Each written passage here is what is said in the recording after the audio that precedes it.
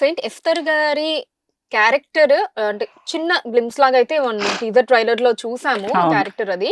But ఓపెన్‌గా to be frank అంటే ఎలా ఉండబోతోంది అన్నది మాట్లాడుకుంటే హాట్‌గా ఉంటుందా అని నో. నో. అనుకోవచ్చా? నో. నో. మామూలుగా ఇంతకు ముందు మీరు రెగ్యులర్‌గా చేస్తూ యెస్. వస్తున్న యెస్. క్యారెక్టర్స్ లాగా? నో.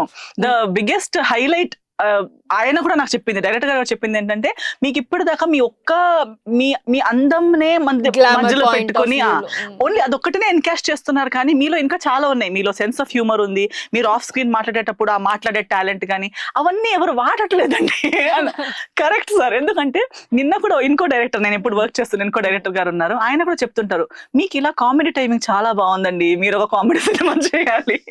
నేనన్నా చెయ్యాలనేది ఇలా మాట్లాడేటప్పుడు తెలుసు గానీ, బయట వాళ్ళకి అవును. తెలిసుండదు. హ్మ్. వాళ్ళు ఏదో ఓన్లీ నా ఫీచర్స్, నా ఫిజికల్ యాస్పెక్ట్స్ అవన్నీ చూసి, ఈమెని ఇలా చూపిస్తే, అలా చూపిస్తే బావుంది. కానీ హ్మ్. అలా కాకుండా కూడా ఇంకెంతో యాంగిల్స్ ఉన్నాయి. In which I can be presented.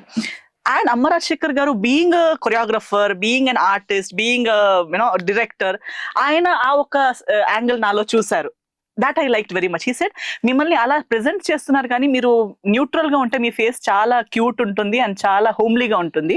ఆ క్యూట్‌నెస్ ఎవరు ఇంకా చూపించలేదు. మీరు క్యూట్‌గా కూడా చాలా హ్మ్. బావుంటారు" సో అన్నారు. ఇందులో క్యూట్‌గా ఉంటారు. హాట్‌గా కాదు. హాట్‌గా ఉండదు. ఓకే. అస్సలు హాట్‌గా ఉండదు. Okay. This is a very homely, మీకు మీ ఇంట్లో మీ చెల్లియా, మీ అక్కనా అలా అనిపిస్తుంటుంది ఈ character. Okay. This is someone from your life. Hmm. And when you go from the theatre, as far as నాకు కాల్స్ వచ్చిన ఫస్ట్ షో చూసిన వాళ్ళు కాల్ చేసిన ప్రకారం అందరూ ఏమంటున్నారంటే, థియేటర్ నుంచి బయటొచ్చేటప్పుడు ఆ క్యారెక్టర్ అలా ఇట్ కమ్స్ విత్ యూ. అంటే ఓకే. మళ్ళీ మళ్ళీ మీరు రిటర్న్ ఆ సీన్స్ గుర్తించుకొని మళ్ళీ మళ్ళీ నవ్వుతారు. And nice. మళ్ళీ మళ్ళీ మైండ్‌లోకి వస్తూ ఉంటుంది ఆ okay. Yeah! Character. So 'Esther' గారు హీరోయిన్‌గా చేశారు. And then yes. క్యారెక్టర్ ఆర్టిస్ట్‌గా మారి వరుసగా సినిమాలు చేస్తూ బిజీగా ఉన్నారు. హుహు. సో బట్ మీరు ఎంజాయ్ చేసిన ఫేజ్ ఏంటండి? హీరోయిన్ ఫేజ్‌ని హ్మ్. ఎంజాయ్ చేసారా? లేదా ఇప్పుడు ఇలా డిఫరెంట్ క్యారెక్టర్స్‌ని ప్లే చేయడం ఎంజాయ్ చేస్తున్నారా? యాక్చువల్లీ నాకు ఆ హీరోయిన్ ఫేజ్‌లో అనిపించేదే కాదు. హుహు. I don't feel like. Even today I feel more like a heroine now okay. Than then. Hmm. Because today I call my shots. Today I am actually doing the work that challenges my calibre.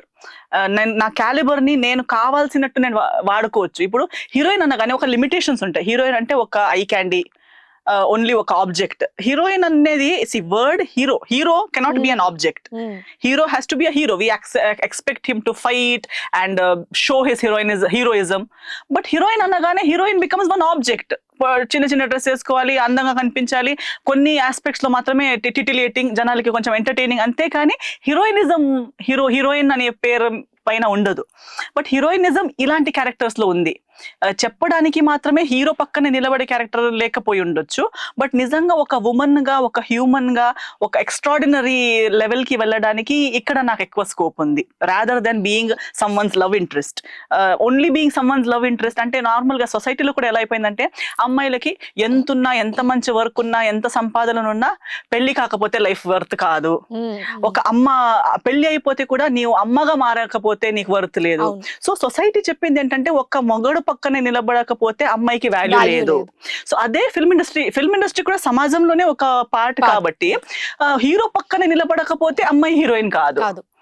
But అలా లేదు. Heroine ఎవ్వరు లేక, ఎలా ఎలా ఒక heroine లేకపోయినా హీరోనే. Heroine కూడా ఒక హీరో లేకపోయినా హీరోయినే. బట్ ఆ హీరోయిన్ స్థాయి వేరే వేరే అయి ఉంటుంది. వేరే వేరే ప్లేసెస్ లో ప్లేస్డ్ అయి ఉంటుంది. ఒక అమ్మలా అయి ఉండొచ్చు, ఒక కూతురుగా అయి ఉండొచ్చు. ఒక కూతురుగా ఉన్నప్పుడు కూడా ఆమె ఒక హీరోయినే. ఆమెకి ఒక హీరో ప్రేమలో పడలేదు కాబట్టి ఆమె హీరోయిన్ కాదని కాదు కదా. ఎవ్వరు ప్రేమలో పడకపోయినా అమ్మాయి is a heroine in her self. So ఆ ఒక హోల్సమ్‌నెస్, అలాంటి ఒక హోల్సమ్ క్యారెక్టర్స్ ఇప్పుడు ప్లే చేస్తున్నాను. అందిట్లో నాకు ఇంకా ఎక్కువ I feel more fulfilled and accomplished by my self. And ఈ 'తలా' మూవీ తర్వాత మీకు అంటే ఈ మూవీలో మీరు ప్లే చేసిన క్యారెక్టర్ పరంగా అవార్డ్ ఏమన్నా వస్తుంది అని మీరు అనుకుంటున్నారా? అవార్డ్స్ గురించి నేను ఏ వర్క్ కూడా అవార్డ్ గురించి అలా ఆ! చెయ్యను. ఓకే. అండ్ బ ఏమంటారు, అప్రిసియేషన్ గురించి కూడా చెయ్యను. ఐ డూ సంథింగ్ లైక్ నా క్యాలిబర్ గురించి. ఇప్పుడు ఫర్ ఎగ్జాంపుల్ మాకింత ఎడ్యుకేషన్, ఇప్పుడు ఒక జాబ్ వెతికేటప్పుడు ఇంజినీరింగ్ నేర్చుకున్న వాడు ఇంజినీర్‌కి సరిపోయిన జాబే వెతుకుతాడు. హ్మ్. ఇంజినీరింగ్ చేసిన వాడు 10థ్ క్లాస్ వాడి జాబ్ కోసం ట్రై వెతకడు. చెయ్యడు. యాహ్!